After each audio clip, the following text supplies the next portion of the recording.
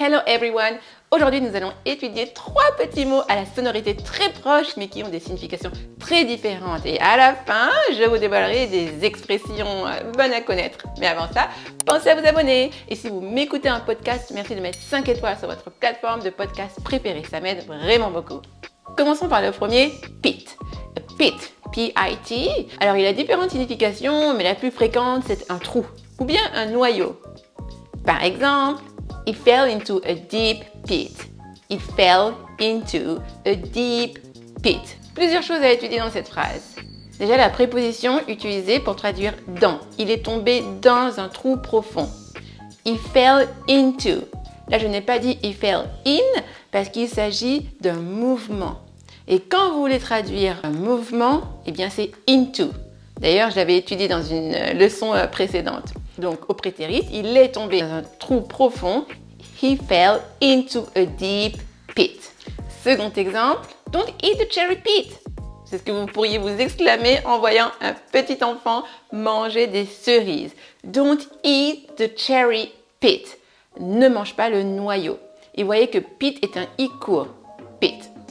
Le deuxième verbe, spit. To spit est un verbe irrégulier. To spit, spat, spat. To spit est une action qui est interdite dans certains pays.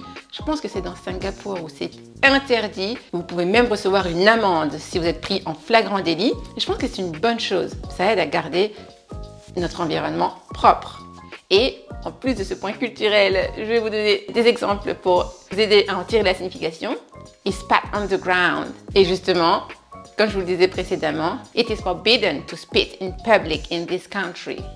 Alors, le premier exemple, il a craché sur le sol. Et le second, c'est interdit de cracher en public dans ce pays. Et oui, to spit signifie cracher.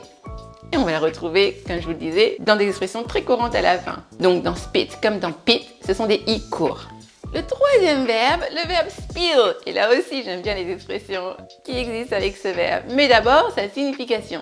Laissez-moi vous donner le premier exemple. Be careful not to spill your coffee. Et ce verbe est notamment très utile pour les maladroits. She spilled water on her laptop. Not good.